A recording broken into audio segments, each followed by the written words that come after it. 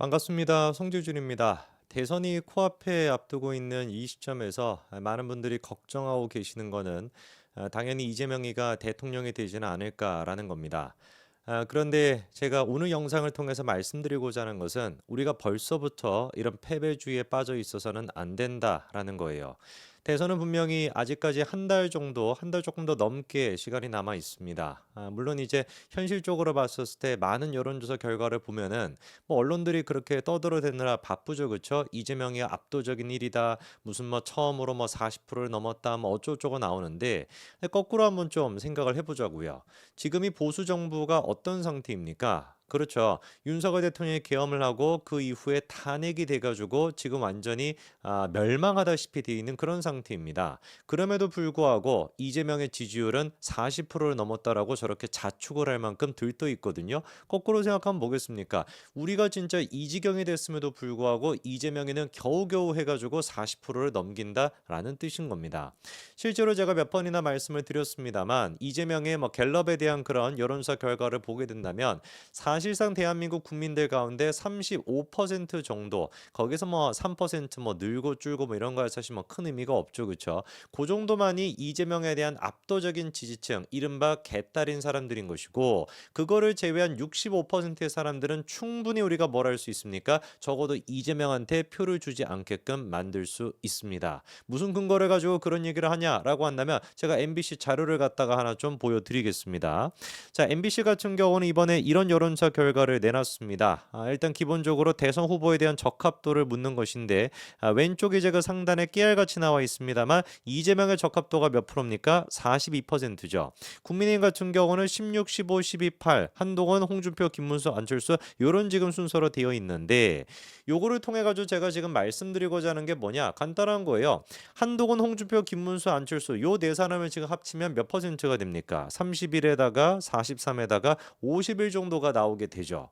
그렇지 않습니까? 계산 제대로 한 거 맞죠? 16, 15, 21 12, 8 하면은 20에다가 36에다가 15 하면은 51 맞잖아. 그쵸? 51%가 나올 수가 있다라는 거예요. 그럼 무슨 말이겠습니까? 아까 전에 이재명 같은 경우는 적합도가 몇 퍼센트였어요? 42%였죠. 국민의힘 같은 경우는 몇 퍼센트다? 51%다. 충분히 그러니까 우리가 지금 이제 경선을 또 앞두고 있는 그런 상태인데 우리끼리는 똘똘 뭉치고 거기에다가 추가적으로 뭐만 이루어질 수 있다면 나 이재명 꼴 보기 싫어. 그리고 또 나 윤석열 대통령도 싫어. 이렇게 지금 얘기하고 있는 이른바 무당층이라고 하는 사람들 있지 않습니까? 그 사람들 가운데 3분의 1만큼이라도 가져올 수 있다면 충분히 우리가 뭐가 가능하다? 승산이 가능하다. 이런 맥락 속에서 저는 아무리 뭐 싫다라고 할지라도 적을 알고 나를 알아야 백전백승인 거 아니겠습니까? 이재명이 지금 선거를 임하고 있는 그 전술을 우리도 배울 필요가 있다. 뭐 이재명한테 배울 게 뭐가 있는데 라고 생각하실 수 있습니다만 일단 이재명 같은 경우는 분명히 흥행을 지금 이뤄내고 있습니다. 자, 이재명 같은 경우는 89.77%라고 하는 어마어마한 민주당 정당 역사상 최고 득표율을 통해 가지고 이번에 대선 후보로 확정이 됐죠. 뭐 같이 나왔던 김동연이 됐거나 김경수가 됐거나 뭐 의미가 없다라고 할 만한 수준이었습니다. 김동연 같은 경우는 6.87 그리고 또 김경수 같은 경우는 3.36이니까 아예 그냥 의미가 없어요. 그런데 제가 이제 여기서 배우는 그리고 또 우리가 배워야 되는 민주당의 자세라고 할까? 그게 이제 뭐가 있냐? 이런 식으로 경선이 끝났습니다. 아마 여러분 아시겠지만 경선 자체가 흥행이 별로 되지도 않았었죠. 그런데 딱 끝나니까 친문이 됐거나 비명계가 됐거나 한 팀이 돼가지고 딱 어떻게 해주는 거야? 이재명한테 밀어주는 거예요. 김경수 같은 경우도 그렇고 김동연 같은 경우도 그렇고 충분히 뭔가 뚱한 이런 상태일 수 있는데 대번에 이제 어떻게 해주는 겁니까? 야 우리가 이재명을 통해 가지고 정권 교체해야 된다 이런 식으로 밀어주는 거죠.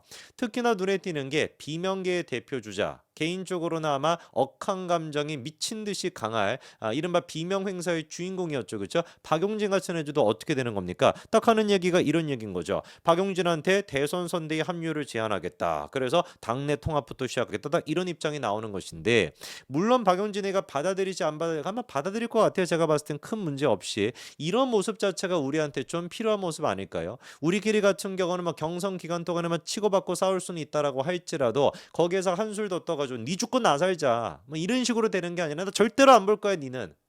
나는 내가 지지했던 사람 떨어지면 나 투표도 안 할 거야. 이런 식의 모습을 보이는 것이 아니라 아니 민주당 애들은 저렇게 여우같이 싸우고 있는데 우리는 왜 곰처럼 움직입니까? 그렇지 않습니까? 뭐가 됐든지 간에 일단 무조건 이겨야 되는 것이죠. 이기고 난 다음에 그리고 난 다음에 개혁이 되는 것이고 뭐도 되는 것이고 지면은 끝인 겁니다. 무조건 우리의 영순위는 뭐가 돼야 되는 거예요? 수단과 방법을 가리지 않고 민주당의 이재명만큼은 이기자 이렇게 가야 되는 거 아닙니까? 아무리 뭐 예를 들어 가지고 한동훈이가 싫다라고 할지라도 경선 결과 나오면은 한동훈 찍어야죠. 홍준표 찍어야죠. 김문수 찍어야죠. 뭐 어떻게 하겠습니까? 무조건 뭐가 됐든지 간에 박용진조차도 저렇게 이재명을 안으려고 하고 이재명도 박용진을 끌어안으려고 하는 저 모습, 저런 여우 같은 모습이 우리한테 필요하다라는 겁니다. 두 번째로 필요한 게 뭐냐? 이재명이 이번에 또 뭐 했습니까? 이승만, 박정희 전 대통령에 대한 묘역 참배까지도 했습니다. 이게 대선 후보로서 첫 일정이었어요. 어떤 메시지를 주고자 하는지 정확하게 감이 오시죠. 그렇죠? 뭐겠습니까? 중도 그리고 또 보수 이런 쪽으로까지 자기의 영역을 확장시키겠다. 이거 아니겠습니까? 지금까지 같은 경우는 뭐 이승만이라고 하면 치를 떨고 박정희라고 하면 치를 떨고 뭐 이랬었는데 이재명이가 제일 먼저 하는 게 뭐예요? 이승만 박정희 묘역부터 가는 거예요. 제가 더 놀라는 것은 뭐냐? 우리 지지자 같았으면은 만약에 이제 뭐 호남 쪽의 표를 위해 가지고 광주로 내려가서 뭘 했다. 어떻게 됐겠습니까? 너 무슨 뭐 좌파 뭐 어쩌고저쩌고 해가지고만 난리가 나겠죠. 근데 민주당 애들 지금 어떻습니까? 이승만 박정희가 가지고 묘역하겠다니까 다 이해하잖아요. 그래 제일 중요한 거는 일단 중도 그리고 보수 확장해야지. 이재명이 가가지고 이승만 박정희도 묘역 참배해야지. 그래야지 우리가 이길 수 있으니까. 이게 제가 봤을 때는 싸움 자체가 지금 안 되는 거 아닙니까? 우리가 만약에 호남에 가가지고 저런 식의 어떤 포지션을 보였다? 어떻게 될지 아까 말씀을 드렸죠. 뭐 좌파부터 시작해서 좌빨만 별의별 얘기를 다 들을 텐데 민주당 애들은 조용하잖아요.